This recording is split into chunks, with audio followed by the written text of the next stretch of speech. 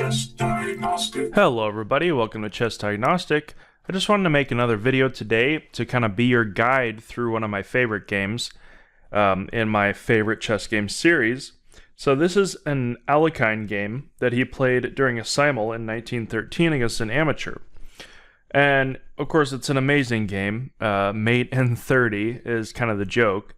But I want to do two things. I'm going to show you this game, but also kind of give you a tip for improvement of your own games. So if you play on lichess.org, it's an incredible site, or even if you just use any engine. But the thing I like about this is that the analysis feature actually shows you the inaccuracies. So of course you should look at your blunders, but of course this game just kind of went up and up and up for Alekhine, and he won. He made a few inaccuracies, and it's saying one blunder. So you kind of have to take it with a grain of salt. But what I would recommend is, if you really want to improve your game, would be to look at only the inaccuracies and use your understanding of strategy and activity to figure out why they were inaccurate, because those are the little errors that lead to the blunders.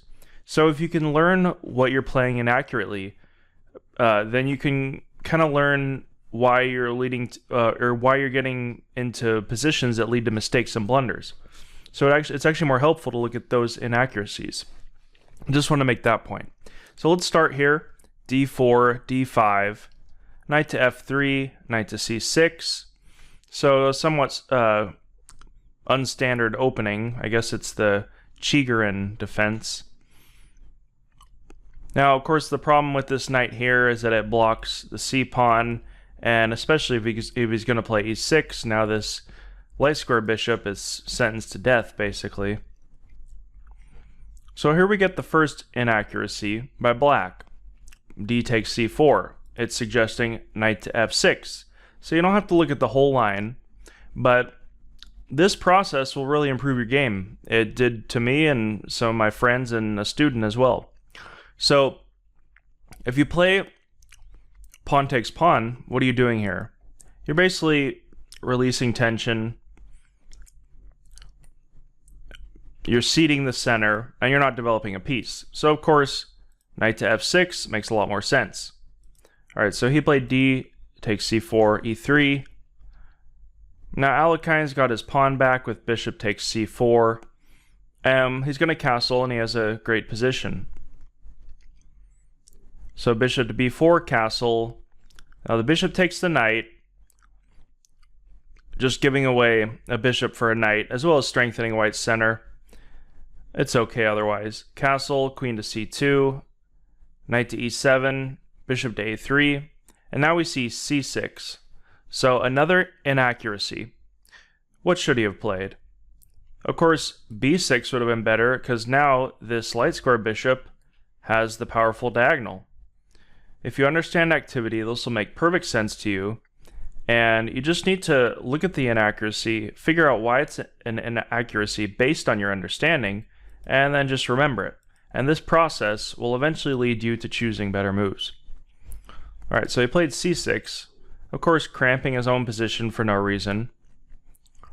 And now Alekhine just plays the simple e4, preparing to either push the pawn or to just play the knight up and then play f4 and start an attack.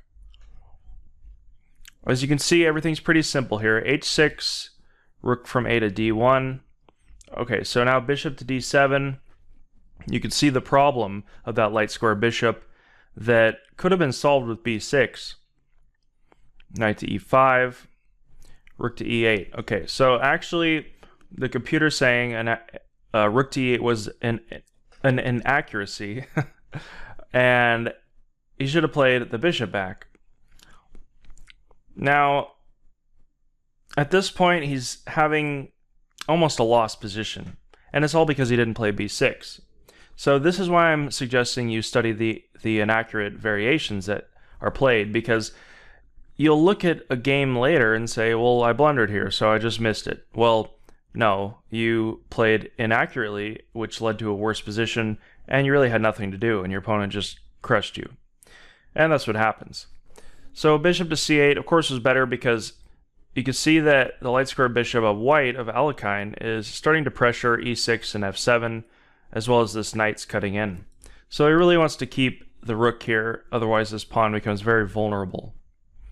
So f4. Well, this isn't the variation. Actually, we get rook to e8 and then f4, which is even more advantageous to white. Queen to c7. So it's saying that b5 makes more sense. And actually, if we look at it from the perspective of activity, it's starting to chase the bishop back. He could have played a5 after. So he would have played a5. And now, even though black is still pretty lost, at least he can have some chances to chase the bishop away. Alright, so we see f5 after queen to c7 instead of b5.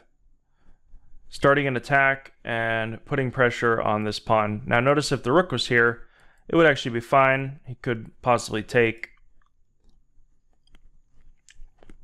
So white's advantage is just going higher and higher, and he hasn't really done anything special. And this is what I was talking about in my last video about the struggle versus just basic ideas. Now, when a strong player plays another strong player, they all know these basic ideas and they follow them, so there's a struggle. But in these types of games, the player just doesn't follow the basic ideas, and so it looks like Alekhine's doing something special, but actually he's not. Of course, there's a combination that is hard and is special, but to actually solve that, at this point, you can see that white hasn't done anything special. He's just pushed his pawns, activated his pieces, developed, while black has just cramped his own position and weakened it for no reason.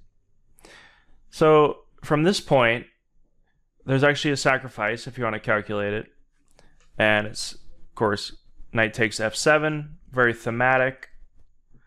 And now what do you think happens here? Of course, Alekhine could have just taken this pawn, and he would have been winning anyway. But Alekhine has a special flair for making very aesthetic combinations.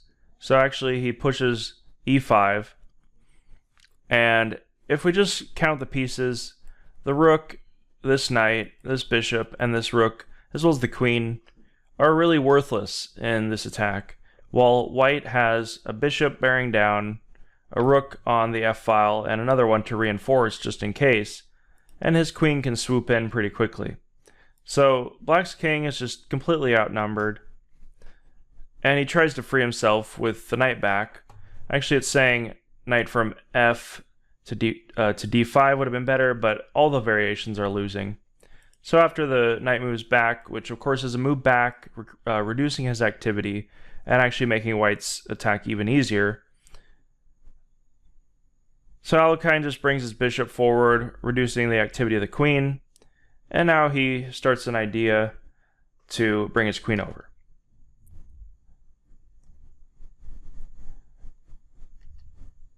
Alright, so at this point he's prepared of his own idea, actually another sacrifice. So at this point it's a mate in 10 if you want to try to calculate it, but we'll see the amazing move here. The queen sacrifice, deflecting the knight away, and then we get a double check. And then we see this incredible mate here with just the two rooks, a bishop, and this mass of black pieces just sitting over here, absolutely worthless. And there's nothing that his opponent can do, and Alekhine will just mate him. And now there's an interesting coup de grace with rook to e4. And now after the king moves up, if you want to guess the move, you can. He plays g3, and there's absolutely nothing that black can do to prevent rook to h4 checkmate.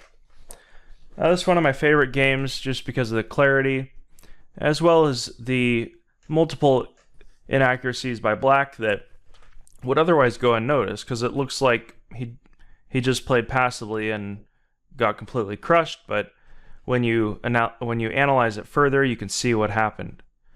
Alright, so I hope you enjoyed this video, and I'll be making videos in the future, so thanks for watching. Hey everybody, thanks for watching. Hope you enjoyed this video. Hit the like button, leave a comment, and subscribe for future videos. See you in the future.